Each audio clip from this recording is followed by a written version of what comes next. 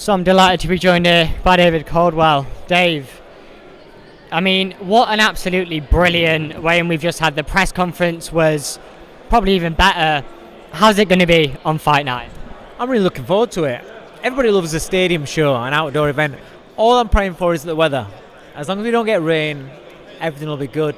I expect a strong walk up. There's a great crowd already, so I think it's the don't miss event of Doncaster. Everybody's going to be here. The fights from top to bottom, it's stacked. Got a lot of good, intriguing fights. 60-40 at worst, 50-50s. It's going to be a great night. I'm really looking forward to it. I feel privileged to be working the show. You've been around South Yorkshire boxing forever. How good is it to see a stadium show in Doncaster and just boxers being able to showcase their platform on a huge stage? It's really good to see. You know what's good to see as well is how all the fighters have embraced it. Kind of like you're seeing more of the personalities. They get an opportunity, like you say, on a big stage to let people know what they're about. They've got to deliver on fight night, but beforehand, the press conferences, the face-offs, just being around, they're all puffing their chest out. It's bragging rights. It's going to be really good. Some real characters on the bill, some real good fights on the bill. I think it's going to be a really entertaining night. Is there any fights that stand out to you that you are like, this is 100% must see? Yeah, Max Hughes against Archie Sharp, so intriguing. You've got Max's experience at the top level. He's got some losses that he's learnt from. He's come back. He's looked great. He looks comfortable in his own skin. You got Archie Sharp that was much backed, hyped. Expected a lot of things of, close to getting a big world title shot, and then kind of like just gone quiet.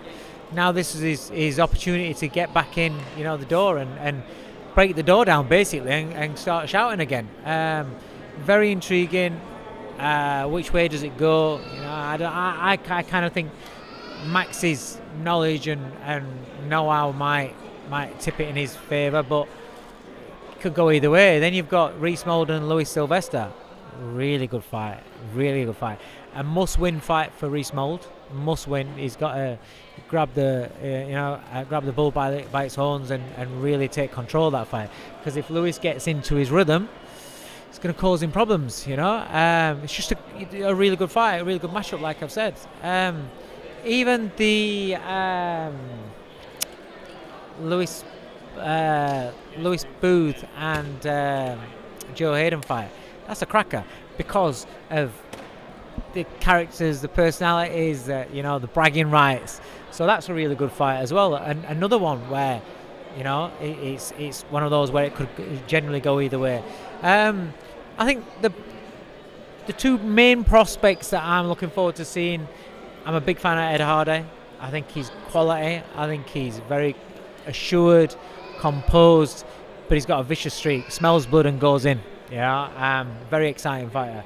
Taz Nadeem, he's a case of don't blink because he could switch the lights out straight away. Any time that he's in the ring.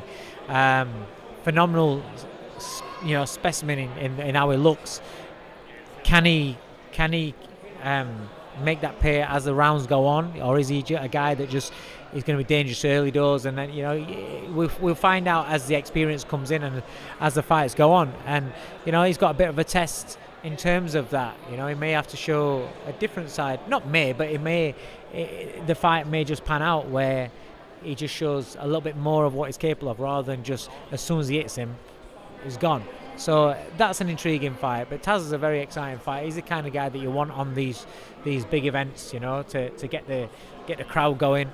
A bit of electricity pumping through. So yeah, I'm looking forward to it. So speaking of electricity and just getting the crowd going, you have Ellis Price, a fighter who certainly does that, and he's also happening to fight on a stadium show next, Oakwell. I mean, yeah, just Ellis. What are we expecting from him? I'm so impressed with Ellis Price. His whole character, personality, what he puts into the sport, and what he's producing. The kid's getting better and better. He's had 2 fights. He's sparring regularly with the likes of Dalton Smith, who's been an absolute diamond. Him and Grant, his dad, they've had us there. Dalton, even when Dalton's not got a fight, we're in there learning off Dalton, sparring with him, getting plenty of rounds in. When he was fighting, preparing for his last fight, Ellis was part of that sparring team. Sparred, a host of names: Kule, Akib Fiaz, fucking Chamberlain. There's so many good fighters that he's been sparring and he's been learning off it. Max Hughes, getting loads of rounds with Maxie as well. So he's soaking it all up and he's just developing into a really good fighter. And he's one of those where I can ask him to switch up styles and he'll go out there and do it. Practice this, okay. Stand in the pocket, okay. He's not afraid to try things and keep trying them until he gets it right. I'm really excited for him. He's a kid that's going under the radar. He's only young. He's just 21 years old, but he's going to be a very, very good fighter. So another one of your fighters, Dan Howard, he returns to the ring after suffering his first defeat.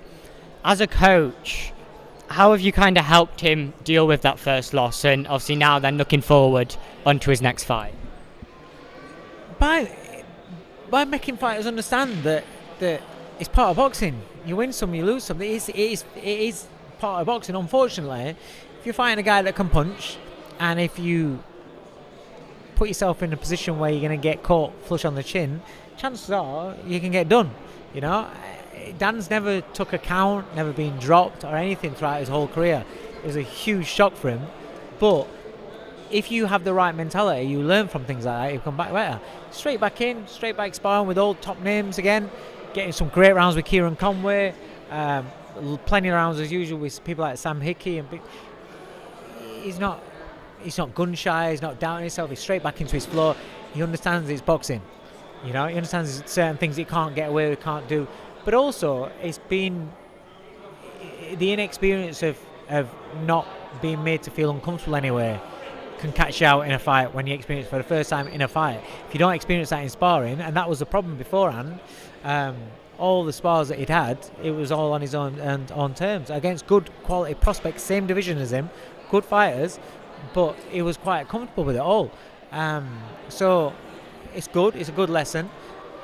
You shut out the noise from everybody else. Not everybody, but those that want to write you off. And you know how people are and how fans are. People in the sport can be. Shut that noise off.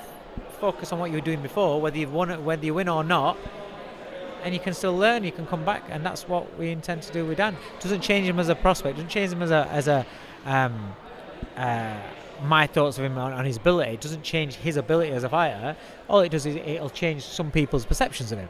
And does that mean that it might open up some doors and he might get some, have some fights out there where people, if they just saw he was unbeaten, won't want to touch him? Maybe now all they got to do is hit him on button.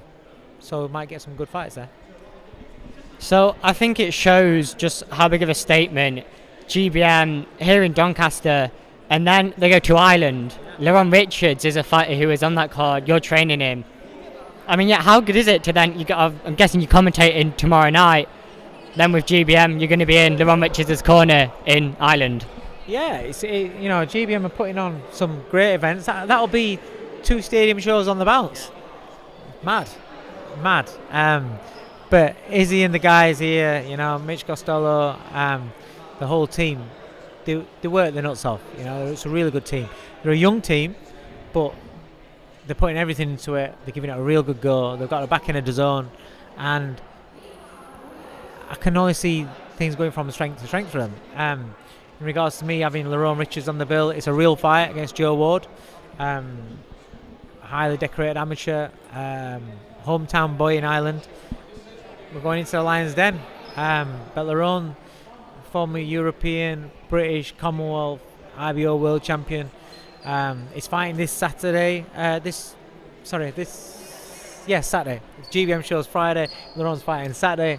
So he's fighting down in London. Just a little 6-round run out because he's not fought since he's been back with me. Not fought since his last fight when he got beat.